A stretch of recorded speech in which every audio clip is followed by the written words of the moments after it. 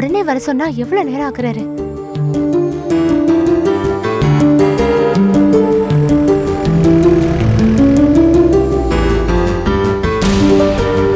மீனா மீனா முன்னாடி யாராவது பாத்துட்டு போறாங்க, பின்னாடி ஏறு.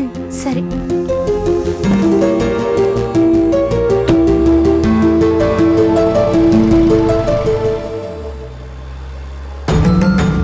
மீனா ரொம்ப நேரமா காத்துக்கிட்டு இருந்தியா? ரொம்ப வருஷமாவே உங்களுக்காக காத்துட்டு இருக்கிறேன். கஷ்டம் வரும்போது தான் புத்திசாலித்தனமான பதில் வருது. எது புத்திசாலித்தனமா வர்ற பதிலு, எது கோவத்துல வர்ற பதிலுன்னு இது கூட தெரியல உங்களுக்கு? நீங்களா ஒரு ஆம்பளை. ரொம்ப சூடா இருக்க. கொதிக்கிறேங்க. பொண்ணு பாக்குற விஷயம் என்னாச்சு? உங்களால நிறுத்த முடிஞ்சதா இல்லையா? நான் ட்ரை பண்ணிட்டு தான் இருக்கேன். காலையில கூட என் பொண்டாட்டி கிட்ட இனிமே ஆர்த்தி கிட்டன்னு சொன்னா போதும். அவங்க உங்க பொண்டாட்டின்னு நான் புரிஞ்சுக்குவேன். I'm sorry. காலையில கூட ஆர்த்தி கிட்ட உன் மிலிட்ரிக்காரனுக்கு வேற பொண்ணை பார்க்கலாம், என் ஃப்ரெண்டு தங்கச்சி ஒருத்தி இருக்கா, வயசு கூட கம்மி, படிப்பில் அழகில் மீனை விட அதிகம்னு சொல்லி சொன்னேன். என்னது? இல்லை, சும்மா அவளை ஏமாத்த தான் அப்படி சொல்லி பார்த்தேன். ஆனால் அந்த பிசாசு நான் பிடிச்சது தான், நான் இந்த மரத்துக்கல்லில் தான் தலைக்கீழாக தொங்குவேன்னு சொல்லி அடம் பிடிச்சி நவர மாட்டேங்குது. நான் என்ன பண்ணட்டும்? அப்போ இந்த பொண்ணு பார்க்கறது உங்களால நிறுத்தவே முடியாது, அப்படிதானே? இதெல்லாம் சொல்றதுக்கு உங்களுக்கு வெக்கமா இல்லையா? இருமா, நாளைக்கு தானே மிலிட்ரிக்காரன் வரான், அதுக்குள்ள என்ன அவசரம்? வேற ஒரு பிளான் வச்சிருக்கேன், அதை நிறைவேற்ற தான் நான் போயிட்டு இருக்கேன். எனக்கு உங்க மேல நம்பிக்கை இல்லைங்க. 4 சாத்து சாத்தி ஒரு ஓரமா கெடன்னு உங்க பொண்டாட்டியை அடக்குற சக்தி உங்களுக்கு இல்ல, அப்படிதானே? ஆர்த்தின்னு சொன்னா போதும், அது என் பொண்டாட்டின்னு நான் புரிஞ்சுப்பேன். இதுக்கு ஒன்றும் குறைச்சல் இல்லை. மீனா, ஆர்த்தி எல்லாம் அடிச்சு அடக்க முடியாது. அவங்க அண்ணன் வேற முரட்டுக்காரன். நாட்டை காப்பாத்துறதை விட்டுட்டு என் தங்கச்சி காப்பாத்துறேன்னு சொல்லி என்னை வந்து உதைப்பான். ஆர்த்தி கிட்ட பக்குவமாக தான் நடந்துக்கிட்டு அவன் மனசை மாற்றணும். எனக்கு நல்லா தெரிஞ்சு போச்சுங்க. அந்த மிலிட்ரிக்காரன் வரதான் போறான், என்ன பொண்ணு பார்க்க தான் போறான். நான் என்ன பண்றதுன்னு எனக்கே தெரியல. பார்த்து தான் தொலைக்கிட்டுமே மீனா. இதுக்கு முன்னாடி உன்னை யாருமே பார்த்ததே இல்லையா? விட பார்த்துட்டு போட்டுமே. எனக்கு இந்த மாப்பிள்ளை பிடிக்கல, முரட என்ன அடிப்பான் அப்படின்னு ஏதாவது காரணத்தை சொல்லி தொலைய. இதுதான் என் தம்பி துவாரகேஷும் சொன்னான். சொன்னானா? ரொம்ப சந்தோஷம். பொண்ணுனா பல பேர் வந்து பார்க்க தான் செய்வாங்க. இது ஒரு பெரிய இஷ்யூ ஆக்கிட்டுங்க. நான் சொல்கிறது முதல்ல கேளு. யார் உன்னை வந்து பார்த்தாலும், யாருக்கு பிடிச்சிருந்தாலும், உனக்கு பிடிச்சிருக்கான்னு ஒரு கேள்வி வரும்ல. மெயின் சுவிட்ச் உன் கையில் இருக்கு. அப்புறம் எதுக்கு பயந்து தொலைக்கிற? யார் என்ன சொன்னாலும் ஜபன் சொல்கிற மாதிரி கண்ணை மூடிக்கிட்டு எனக்கு இந்த மாப்பிள்ளை பிடிக்கல, எனக்கு இந்த மாப்பிள்ளை பிடிக்கல சொல்லிட்டேறேன். யாரும் உன்னை ஒன்றும் பண்ண மாட்டாங்க. நல்ல ஐடியா தான், ஆனாலும் அது நரக வேதனை தானே. அந்த மிலிட்ரிக்காரன் என்னை பார்க்க வராமையே இருந்துட்டா இந்த அவசியம் இல்லை எனக்கு. நான் வேற ஏற்பாடு பண்ணுறேன் மீனா. எனக்கு நீ வேணும், அதில் நான் ஸ்ட்ராங்காக இருக்கேன். இந்த கல்யாணம் நடக்கிறதுக்கு நான் விட மாட்டேன். கல்யாண மண்டபத்தில் வெடிகுண்டு வச்சாவது இந்த கல்யாணத்தை நிறுத்துறேன். போதுமா? என்னை நம்ப. வைக்கிற குண்டை பார்த்து வைங்க. இவ போயிட்டா பிரச்சனையே இல்லைன்னு நினச்சிக்கிட்டு நைஸா என் பக்கம் வச்சிடாதீங்க. சும்மா தமாஷுக்கு சொன்னங்க. இருக்கிற பிரச்சனையில ஆள் மாத்தி ஆள் அடிக்கடி கடிச்சுக்கிறோம். கொஞ்சம் ரிலாக்ஸ் ஆகலாமே. சரி, உன் இடம் வந்துருச்சு, தைரியமாக நம்பிக்கையாக போ. நான் அந்த மிலிட்ரிக்காரனை தடுக்க தான் போயிட்டுருக்கேன். All the best. இதை கொஞ்சம் சிரிச்சுக்கிட்டே சொல்லலாமே. அடேங்கப்பா, இப்பதான் நிம்மதியா இருக்கு.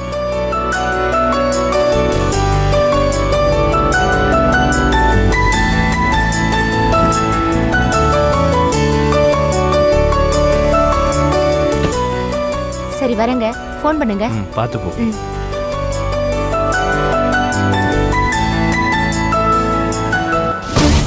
அஜி, என்னம்மா திடீர்னு? நீ எப்படி இருக்கேன்னு நான் ஜெயிலருக்கு ஃபோன் பண்ணி கேட்டேன். அவர் சொன்னாரு டாக்டர் முத்துலட்சுமி உன்னை பார்க்க வந்தப்போ நீ அவகிட்ட ரொம்ப ஹார்ஷா பிஹேவ் பண்ணேன்னு. ஓ அதா, வந்தவ தேவையில்லாத பேரெல்லாம் சொல்லி என் கோவத்தை தூண்டி விடுற மாதிரி பேசினாமா. எனக்கு அவளை அப்படியே கொல்லணும் போல ஆத்திரம் வந்துடுச்சுமா. அண்ணே, என்ன நான் இவ்வளவு சாதாரணமா சொல்ற? என்கிட்டயும் தான் வந்து பேசினா, நானும் அவளை நல்ல திட்டி தான் அமிச்சேன். ஆனா நீ பண்ண காரியம் இருக்கே. அட போமா, செத்தா சாகட்டும். அந்த முத்துலட்சுமி உயிரோடு இருக்கிறதுக்கு லாய்க்கில்லாதவ.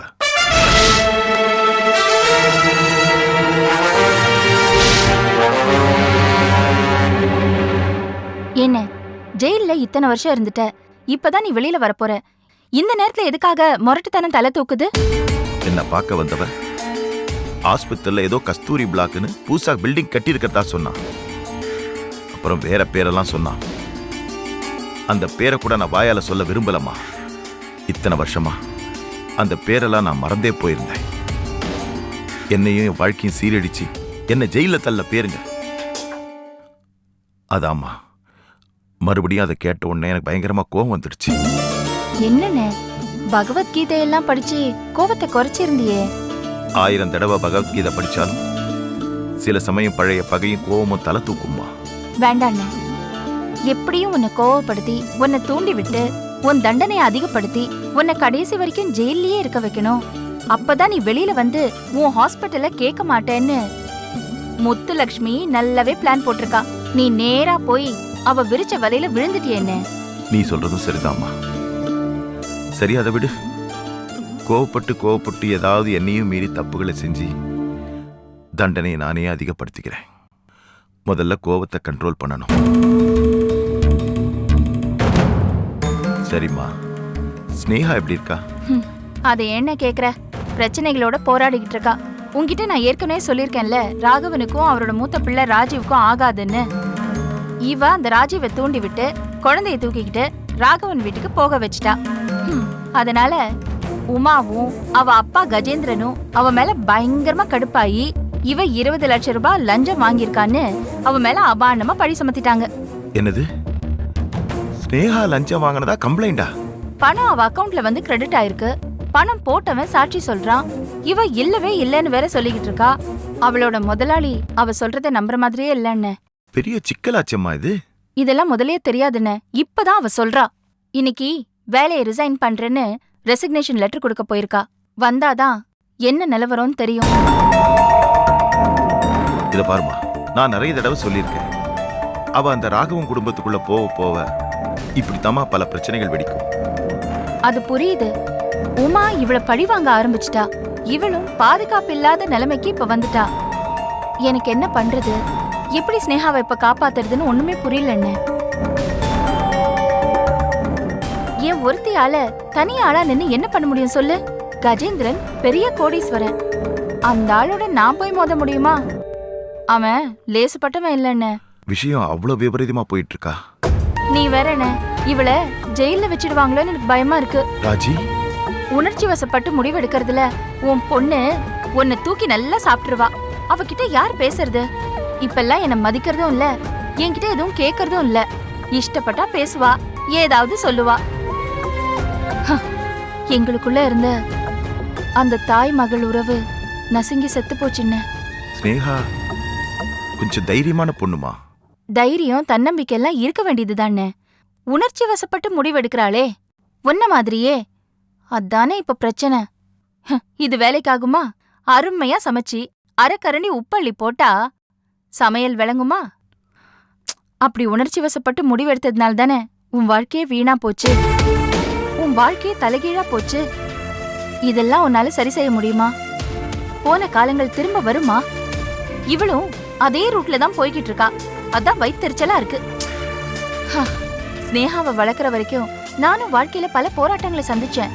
ஆனா நிதானமா இருந்தேன்.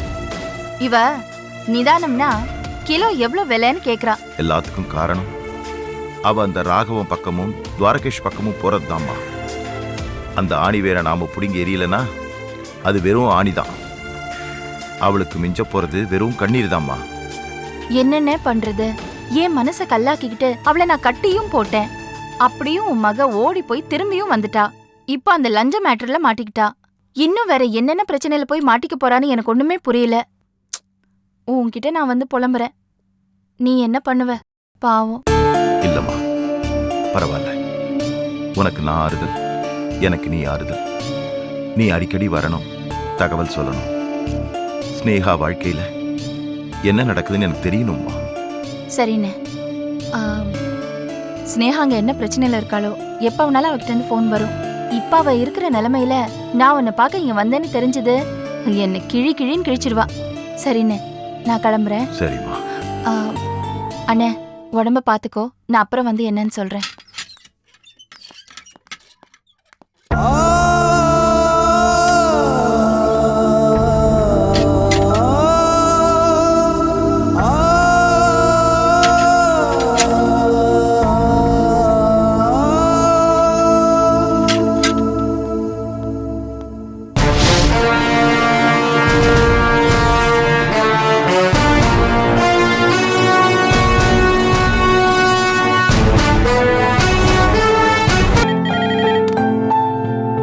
சொல்லுங்க. வர சொல்லுங்க. ஓகே.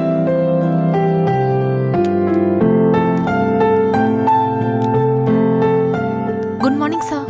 வாமா பிருந்தா, உட்கார். தேங்க்யூ. எப்படி இருக்க? நல்லா இருக்கேன் சார். ஒரு முக்கியமான விஷயம் சொல்லலான்னு வந்தேன். என்ன? சார், ஆபீஸ்ல பெரிய பிரளயமே நடந்துருச்சு சார். ஸ்னேகா ஒரு ப்ராஜெக்ட்ல 20 லட்சம் ரூபாய் லஞ்சம் வாங்கினாங்கன்னு சொல்லி அவங்க மேல நடவடிக்கை எடுக்கப்பட்டிருக்கு சார். வாட்?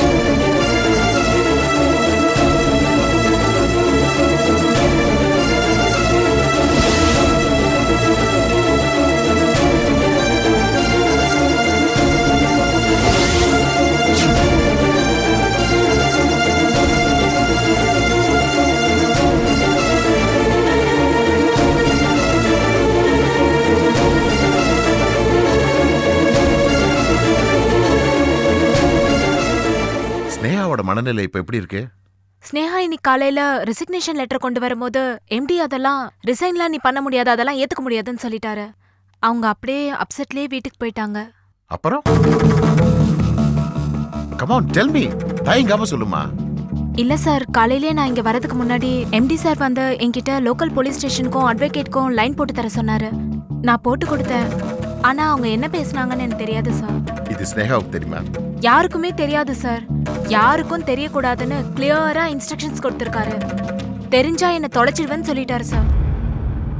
நான் அவருக்கு தெரியாம பாத்துக்கிறேன். Thank you sir. ஆமா, ஸ்னேகா லஞ்சம் வாங்கியிருப்பான்னு நினைக்கிறேன். No way sir. She is a gem of a person. எனக்கு டவுட் எம்டி சார் மேலதான். நினைச்சேன். ஓகே. ஸ்னேகா பிரச்சனையில மாட்டிக்கிட்டாங்க. அவங்களுக்கு நீங்க மட்டும் தான் ஹெல்ப் பண்ண முடியும்னு நினைச்சேன். அதனால தான் இங்க வந்தேன். கவலைப்படாதம்மா, நான் பாத்துக்கிறேன். Okay, thank you sir. நான் வரேன். Thanks for the information. It's okay sir.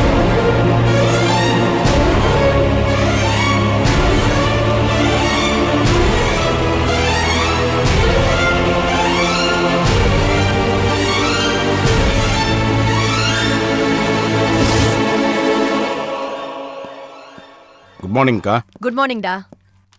டேய், நாளைக்கு கொஞ்சம் லீவ் போட முடியுமா? ஏங்க்கா, என்ன விஷயம்? அந்த ராகவன் வீடு வரைக்கும் போயிட்டு வரலாமேடா. என்னக்கா விளையாடுற நீ? இதோட பின்விளைவு என்ன வந்துறீங்கள? தெரிஞ்சுக்கிறதுக்காக தான் போகணும்னு சொல்றேன். டேய், ராகவனை பார்த்து சகஜமா பேசி ரொம்ப நாள் ஆகுது. அதான் பேசிட்டு வரணும்னு அக்கா, தோணுது. இது தேவையில்லாத விளையாட்டுக்கா. விதி அவனை என்னோட ஹாஸ்பிட்டல் படியை மிதிக்க வச்சிருக்கு. ஏன் தெரியுமா? கூடிய சீக்கிரம் நான் அந்த ராகவனை மிதிக்கணும்ன்ற விதி இருக்கு. எனக்கு ஒரு பிளாக் டீ கொண்டு வாங்க தாமஸ். அக்கா, எதுக்குக்கா ராகவன்? நம்ம டார்கெட் கருணாகரன் தானே. பில்டிங் திறப்பு விழாவுக்கு ராகவனையும் பத்திரிக்கை வச்சு அழைச்சா எப்படி இருக்கும்னு யோசிச்சு பார்த்தேன். அதுவும் அந்த புது பிளாக்குக்கு கஸ்தூரி பிளாக்னு அவரோட தங்கச்சி பேர் வைக்க போறமே. பாசக்கார அண்ணன் பரவசப்பட மாட்டாரா? ராகவனுக்கும் உனக்கும் எந்த சம்பந்தமும் இல்ல. அப்ப எதுக்குக்கா இந்த ஆட்டத்துல இழுக்கிற? இல்லடா, அந்த ராகவனும் எனக்கு எதிரிதான். அவனையும் ஒரு கை பார்க்க தான் போறேன். சரி, உன் சைடுல ஏதாவது விசேஷம் இருக்கா? ராஜலட்சுமி வந்து கருணாகரனை பார்த்தா ஸ்னேகா ஆபீஸ்ல ஏதோ பெரிய பிரச்சனை போல இருக்கு. ஸ்னேகா வேலையை ரிசைன் பண்ணிட்டாலாம்.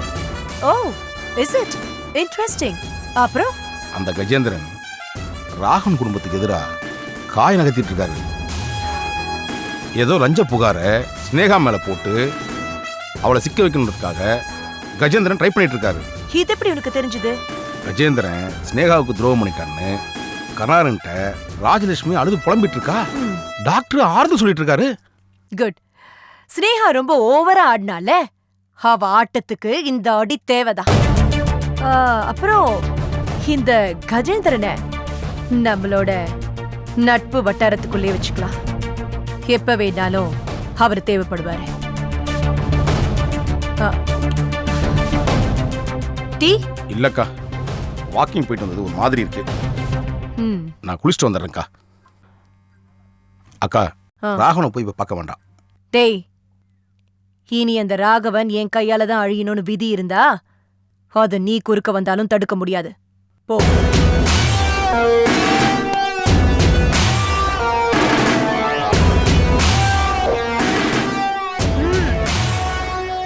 தாமஸ், இனிமே டீல ஹனி தான் போடணும், சக்கரை போடக்கூடாது.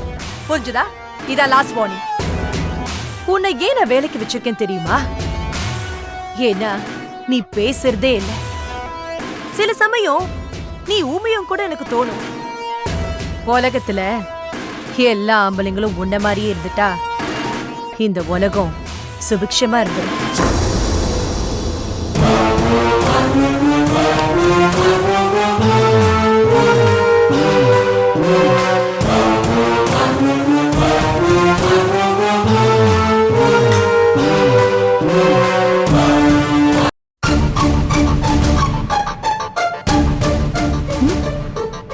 என்னடி இது?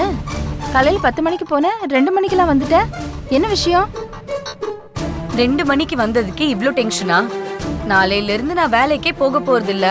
அதுக்கு உன்னோட ரியாக்ஷன் என்ன? என்னடி இப்படி சொல்ற? என்னாச்சு? நானே வயித்துல நெருப்ப கட்டிட்டு இருக்கேன். நீ என்னமோ லஞ்சம் வாங்கினேன்னு உன் மேல குற்றச்சாட்டு சொல்றாங்க. என்ன பண்ண? என்னாச்சு? நான் வேலையை ரிசைன் பண்ண லெட்டர் கொடுத்தேன். அந்த கஜேந்திரன் அதை வாங்க மாட்டேங்கிறாரு. என் மேல கேஸ் போட போறாராம். என்ன ஜெயில்ல வைக்க போறாராம். என்ன தூக்குல ஏத்த போறாங்க ராஜி. நான் சாக போறேன். ஏய், என்ன விளையாடிட்டு இருக்கியா? ஒரு சீரியஸான மேட்டர். என்ன ஜாலியா சொல்லிக்கிட்டு இருக்க நீ பாட்டுக்கு? அதெல்லாம் நேத்தே ஃபர்ஸ்ட் ஷாக்ல அசிங்கமா அழுது முடிச்சாச்சு. இப்ப நினைச்சா ஏன் இப்படி விக்கி விக்கி அழுதோன்னு எனக்கே அசிங்கமா இருக்குன்னா பாத்துக்கோ. ஏன் இப்படி நடக்குதுன்னு எனக்கு ஒண்ணுமே புரியல. நான் செய்யாத ஒரு தப்புக்கு யாருக்கும் எதுக்கு பயப்படணும்? என்னடி விபரீதமா இருக்கு? அந்த கஜேந்திரனுக்கும் ஒரு பொண்ணுக்கும் மூளை ஒண்ணும் சரியில்லையாடி? நீ எவ்வளவு சின்சியரான ஒர்க்கர். நீ இப்படி 20 லட்சம் லஞ்சம் வாங்குவியா? நீ எதுக்கு வாங்கணும்? அதான் அவங்க யோசிக்க மாட்டாங்களா? இங்க பாரு ராஜி, நல்லா யோசிச்சு பிளான் பண்ணி தானே என்ன டார்கெட் பண்ணிருக்காங்க. அப்புறம் என்ன அடிப்பணிய வைக்கிறதுக்காக அழகா காய் நகர்த்துறாங்க. நான் வேணா அந்த கஜேந்திரன் பொண்ணு உமா கிட்ட பேசுறேனே. நான் சொன்னா அந்த பொண்ணு கேப்பா. ஓஹோ, உனக்கும் உமாவுக்கும் அண்டர் கிரவுண்ட் கனெக்ஷன் வேற இருக்கா? எத்தனை நாளா இது நடக்குது? எனக்கு துரோகி வீட்லயே இருக்கு போல் இருக்கு. அப்படிலாம் இல்ல, ஒரு பேச்சுக்கு சொன்னேன்டி. போய் இன்ட்ரோடியூஸ் பண்ணிக்கிட்டு நறுக்குன்னு 4 வார்த்தை கேப்பேன்டி. நல்லாவே சமாளிக்கிற. நீ ஒரு அணியும் புடுங்க வேண்டாம். எனக்கு ஒன்னும் தெரியாதா என்ன? எனக்கு நீ சப்போர்ட் பண்ண வர? அந்த கஜேந்திரன் உமா 2 பேருக்கும் காம்போல சேர்த்து வச்சு பெப்பே காட்டிடுவேன். நீ செய்வேடி, கண்டிப்பா செய்வ. இருந்தாலும் இப்ப என் மேல அபாண்டமா குற்றச்சாட்டு இருக்கு. அதை கிளியர் பண்ணிட்டு அப்பாவையும் பொண்ணையும் 2 பேரையும் நிக்க வச்சு அவங்கள நார் அடிச்சிட்டு தான் நான் அங்க இருந்தே கிளம்புவேன். நீ வேணா பாரு. You want any help? I'm ready. ஒன்னும் தேவையில்ல. என் கையால நானே கர்ணம் போட்டுக்கிறேன். நீ போய் அந்த உமாவுக்கு ஜால்ராடி. ஏய், எனக்கும் அவளுக்கும் சம்மந்தம் இல்லடி. நீ தாண்டி எனக்கு முக்கியம். உன்னை ஏதாவது பண்ணா நான் அவளை உண்டு இல்லைன்னு பண்ணிட மாட்டேன். நம்பிட்டேன். ஐயோ, பாரு பாரு, யாருன்னு பாரு. உன் முதலாளி தான் உன்கிட்ட மன்னிப்பு கேட்கறதுக்கு ஃபோன் பண்ணிருப்பாரு பாரு. என் முதலாளி தான். சொல்லு துவாரகேஷ். எங்க இருக்க? என்ன பண்ற? போன் அடிச்சதும் என் அத்தை ராஜி முதலாளியான்னு கேட்டு சிரிச்சா. ஆமா முதலாளிதான்னு சொல்லிட்டு ஹலோ துவாரகேஷ் அப்படின்னு சொன்னேன்னா சிரிச்ச முகம் அப்படியே சுட்ட அப்பளமா சுருங்கிருச்சு. இருந்தாலும் என் செல்ல ராஜி அழகாதான் இருக்கா. ஏய், போனை கட் பண்றி. எல்லா பிரச்சனைக்கும் காரணம் அந்த கடங்காரன் தான். அவன் வேலையை நீ கெடுக்க போய் தான் எல்லா ஏழ்றையும் உனக்கு ஆரம்பிச்சது. உமா உன் மேல கோவப்பட்டா, இப்ப அந்த கஜேந்திரன் உன் மேல லஞ்ச பழிய போட்டிருக்கான். ஸ்னேகா, என்ன உங்க அத்தை படபடன்னு பொரியுறாங்க? நீ ஏழ்றையா? முன்னாலதான் எனக்கு இந்த லஞ்ச பிரச்சனையே வந்துச்சான். ஏண்டி எல்லாத்தையும் எஃப்எம் ரேடியோ மாதிரி அவன்கிட்ட சொல்லிக்கிட்டு இருக்க? ஆமா, என்ன இந்த நேரத்துல வீட்ல இருக்க? வேலையை ரிசைன் பண்ணலான்னு போனேன்பா. உன் மேல லஞ்ச குற்றம் இருக்கு, நீ நிரபராதின்னு ப்ரூவ் பண்ணிட்டு வேலையை ரிசைன் பண்ணு அப்படின்னு என்னோட எம்டி சொல்லிட்டாரு. ஃபைன் சார் அப்படின்னு சொல்லிட்டு நானும் கிளம்பி வீட்டுக்கு வந்துட்டேன். நாளையில இருந்து நான் வேலைக்கு போறதா இல்ல. சரி, எங்கே வரணும்னு சொல்லு, நான் வரேன். Thank you so much Dwarakesh. உன்னோட சப்போர்ட் எப்பவுமே எனக்கு தானே எனக்கு தெரியும். ஆனா இப்பதான் வெயில்ல வீட்டுக்கு வந்திருக்கேன். I am actually tired. I need some rest. நேத்து நைட் வேற தூங்கவே இல்லையா? நம்ம ஈவினிங் மீட் பண்ணலாமா? சரி, அப்போ நீ ரெஸ்ட் எடு, நம்ம ஈவினிங் மீட் பண்ணலாம். Okay, love you, bye. ஏய், எதுக்குடி அவங்கிட்ட போய் இதெல்லாம் டிஸ்கஸ் பண்ணிட்டு இருக்க? இப்ப என்ன காமெடி பண்ணிட்டு இருக்க? சீரியஸான விஷயம் நடந்துட்டு இருக்கு. கட்டின புருஷன் கிட்ட சொல்லாம நான் எப்படி மறைக்கிறது?